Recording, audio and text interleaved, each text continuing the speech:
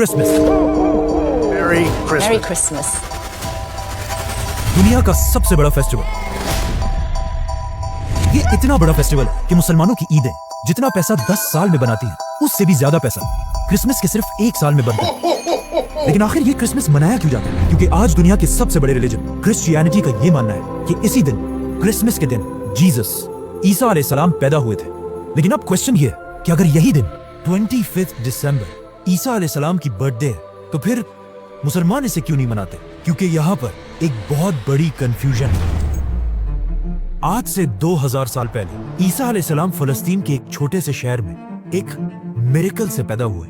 ये वो जमाना था जब फलस्तीन में तो यहूदी आबाद थे ही, लेकिन यहाँ पर यहूदियों की हुकूमत नहीं थी।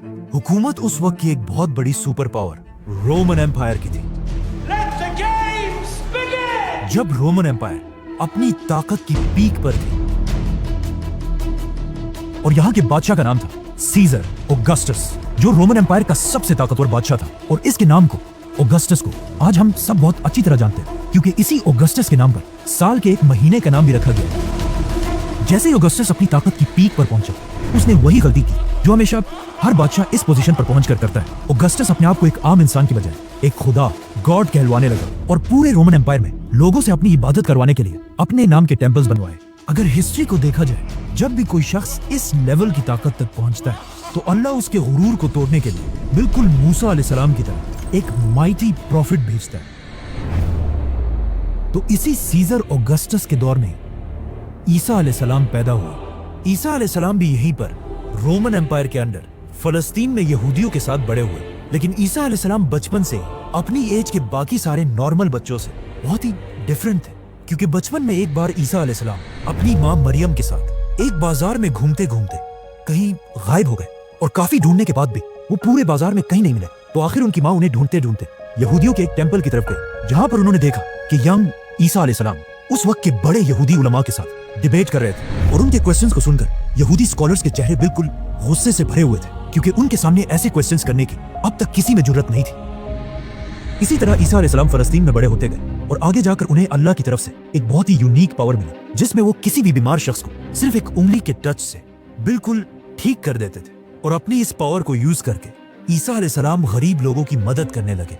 और जैसे जैसे लोगों को ईसा अलैहिस्सलाम की इस ताकत का पता चला, तो वो दूर दूर से ईसा अलैहिस्सलाम के पास आने लगे।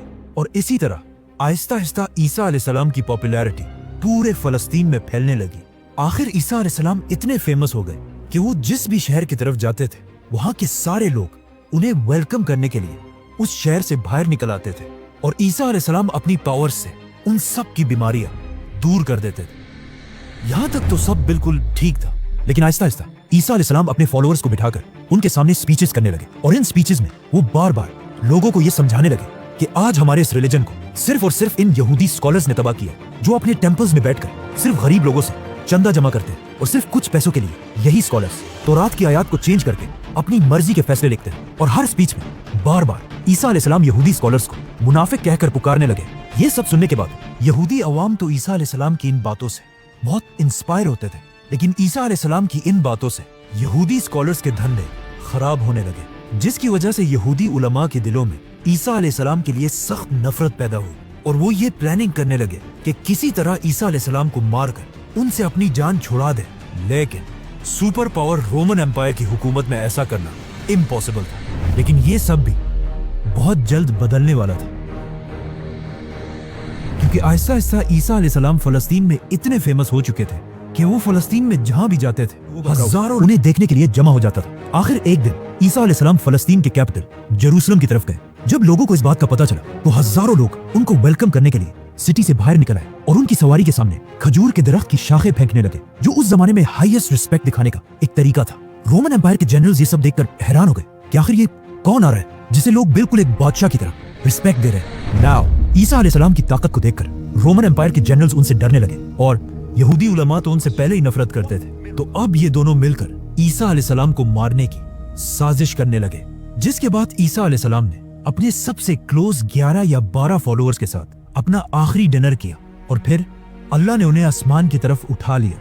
लेकिन क्रिश्चियंस का मानना है कि इसके बाद उन्हें मार दिया गया। अब ईसा अलैहिस्सलाम तो दुनिया से चले गए, लेकिन यहाँ फलस्तीन में उनके 11 फॉलोअर्स ने फैसला किया कि वो ईसा अलैहिस्सलाम की टीचिंग्स को पूरी दुनिया तक पहुंचाएंगे। तो सबसे पहले इन फॉलोअर्स ने यहूदियों को कन्विंस करने की कोशिश की, लेकिन ऑफ कोर्स यहूदियों ने ईसा को नहीं माना, तो इनको क्या मानेंगे। तो ये फॉलोअर्स यहूदियों को छोड़कर दुनिया के बाकी लोगों तक ईसा अलैहिस्सलाम का मैसेज पहुंचाने लगे, और यहूदियों के बिल्कुल ऑपोजिट बाकी दुनिया में क्रिश्चियनिटी बहुत तेजी से फैलने लगी। और इन्हीं नए फॉलोअर्स में से एक का नाम सेंट पॉल था। आज की दुनिया की क्रिश्चियनिटी में सेंट पॉल का सबसे बड़ा रोल है, क्योंकि पॉल से पहले लोग ईसा अलैहिस्सलाम को सिर्फ एक पैगंबर और अल्लाह का बंदा समझते थे, लेकिन पॉल ने पहली बार दुनिया में एक कॉन्सेप्ट लाया कि ईसा अलैहिस्सलाम कोई आम इंसान नहीं बल्कि अल्लाह के बेटे और खुद भी एक खुदा थे। आज पूरी दुनिया के क्रिश्चियंस ईसा अलैहिस्सलाम खुदा मानते हैं, और इस सब की शुरुआत इसी पॉल से हुई थी। हालांकि पॉल अपनी पूरी जिंदगी में ईसा अलैहिस्सलाम से कभी मिला ही नहीं था। पॉल और उसके फॉलोअर्स की वजह से Aahista Aahista Christianity Roman empire में फैलती गई, लेकिन यहाँ पर मसला ये था कि रोमन एम्पायर का रिलीजन क्रिश्चियनिटी के बिल्कुल ऑपोजिट था, और वो उस जमाने में जुपिटर की इबादत किया करते थे। तो रोमन एम्पायर की इस अवाम को इम्प्रेस करने के लिए उस जमाने के क्रिश्चियंस ने अपने रिलीजन में कुछ चेंजेस किए। नंबर 1, उन्होंने ईसा अलैहिस्सलाम के नाम को चेंज कॉमन रोमन नाम रखा, जो आज इंग्लिश में जीसस बन चुका है। नंबर 2, रोमन एम्पायर के लोग ज्यादातर यूरोपियंस थे, मतलब बिल्कुल गोरे थे, और ईसा अलैहिस्सलाम फलस्तीन के होने की वजह से थोड़े ब्राउनिश थे, और उस जमाने के व्हाइट लोग अपने आप को बाकियों से बहुत ऊपर समझते थे। तो अब इन्हें इंप्रेस करने के लिए उस जमाने के क्रिश्चियंस ने जीसस की पेंटिंग्स बनाना शुरू की, जिसमें जीसस को बिल्कुल यूरोपियंस की तरह व्हाइट दिखाया गया। मतलब ये दुनिया में आज जीसस की सबसे पुरानी पेंटिंग है। जीसस की यही पेंटिंग्स आज दुनिया की सबसे फेमस पेंटिंग्स हैं, क्योंकि आज से कुछ ही साल पहले जीसस की ही एक पेंटिंग दुनिया में सबसे महंगी बेची गई। And the piece is sold. $450 million में, और जिसे खरीदा किसने? Mohammed bin Salman is the actual buyer of a Leonardo for a record-breaking $450 million at a Let's come back to the story. Christianity में इन चेंजेस की वजह से Aahista Aahista Christianity Roman empire में बहुत तेजी से फैलने लगी, और क्रिश्चियंस इतने बढ़ गए कि रोमन एम्पायर के बादशाहों ने सोचा कि अगर क्रिश्चियंस ऐसे ही बढ़ते गए तो ये तो हमारे रिलीजन जुपिटर के रिलीजन को बिल्कुल खत्म कर देंगे। तो आखिर रोमन एम्पायर के बादशाह ने फैसला किया कि अब क्रिश्चियनिटी को फैलने से रोकने के लिए हमें सारे क्रिश्चियंस को मारना होगा। जिसके बाद रोमन एम्पायर ने क्रिश्चियंस पर ऐसा जुल्म किया कि इस जुल्म को कुरान में भी डिस्क्राइब किया गया है कि जब रोमन एम्पायर के बादशाह के जुल्म से कुछ यंग लड़के भागकर एक गार केव में छुप गए और वहीं पर अगले 300 साल तक सोते रहे, जिन्हें असहाबे काफ कहा जाता है। रोमन एम्पायर के इस सारे जुल्म के बाद भी क्रिश्चियंस अपने रिलीजन से पीछे नहीं हटे, बल्कि इन सारे जुल्मों से क्रिश्चियनिटी और भी तेजी से फैलने लगी और दुनिया के हर कोने तक पहुंचने लगी, यहाँ तक कि ये रिलीजन पहली बार इंडिया तक भी पहुंचा।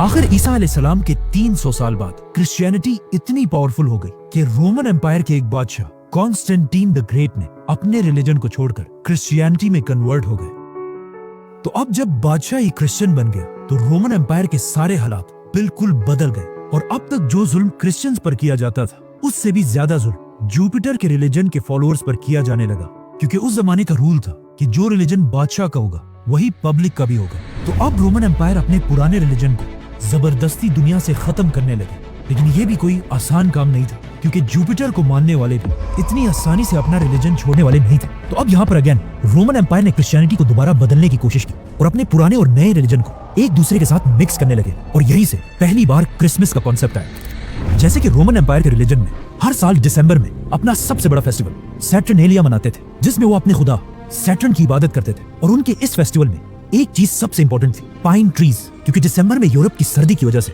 सारे दरख्त बिल्कुल सूख जाते थे और सिर्फ पाइन ट्री अपनी जगह पर मजबूती से खड़ी रहती थी, जिसे वो एक बहुत ही होली चीज समझते थे। और हर फेस्टिवल में इसी दरख्त के एक शाख को अपने घर में लाकर सजाते थे। तो अब रोमन एम्पायर ने अपनी पूरी सल्तनत को एक रिलीजन में जमा करने के लिए अपने पुराने रिलीजन से फेस्टिवल्स उठाए और अपने नए रिलीजन से जीसस क्राइस्ट, और इन दोनों को मिला दिया और कहा कि जीसस क्राइस्ट दिसंबर के महीने के आखिर में पैदा हुए थे, और सारे क्रिश्चियंस को हुक्म दिया कि इस दिन को 25 दिसंबर को बिल्कुल पुराने रिलीजन की तरह जीसस क्राइस्ट की बर्थडे मानकर सेलिब्रेट किया जाए। और इसी तरह इन दोनों रिलीजन्स को मर्ज करने के बाद अब पूरी रोमन एम्पायर क्रिश्चियनिटी में कन्वर्ट हो गई।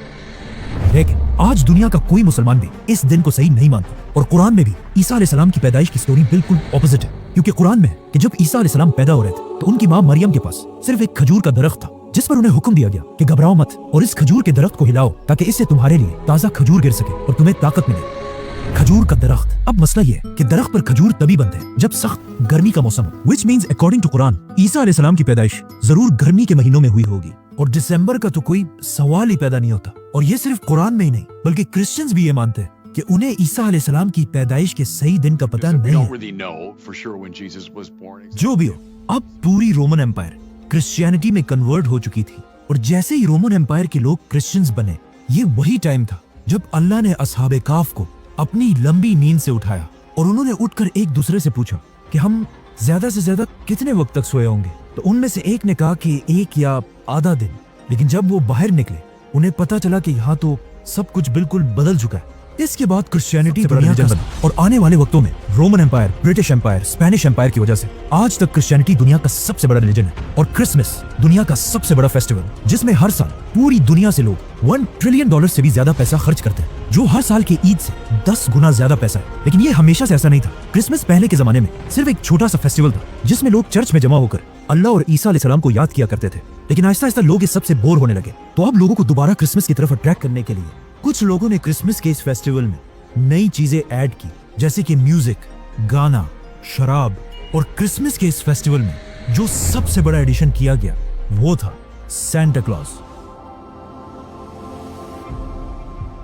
جو پرانے زمانے میں ایک real Christian scholar Saint Nicholas تھے, جو اپنی جنروسٹی کی وجہ سے پورے کرسچنز میں مشہور تھے. آج سے 150 سال پہلے جب پہلی بار سینٹا کلاus کو انٹروڈیوس کرایا گیا تو وہ زیادہ تر گرین یا بلو کپڑے پہن کر بچوں کو گفٹس دیا کرتے تھے. کوکا کولا سینٹا کلاus کو اپنے ایڈز میں یوز کرنے لگا اور اس کے کپڑوں کو گرین کلر سے بدل کر بالکل اپنے بوٹلز کی طرح ریڈ اور وائٹ بنا دیا. آج کرسمس پوری دنیا کا سب سے بڑا فیسٹیول جو صرف کرسچن کنٹریز میں نہیں بلکہ چائنا اور انڈیا جیسی بڑی کنٹریز میں بھی منایا جاتا ہے, جس کی وجہ سے کرسمس کے فیسٹیول میں پوری دنیا سے $1 ٹریلین سے بھی زیادہ کا بزنس ہوتا ہے. اور یہ $1 ٹریلین اتنا زیادہ پیسہ ہے کہ اگر مسلمانوں کی 10 سال کی عیدوں کو بھی ملا دیا جائے تب بھی وہ 1 سال کے کرسمس سے کم بنتے ہیں.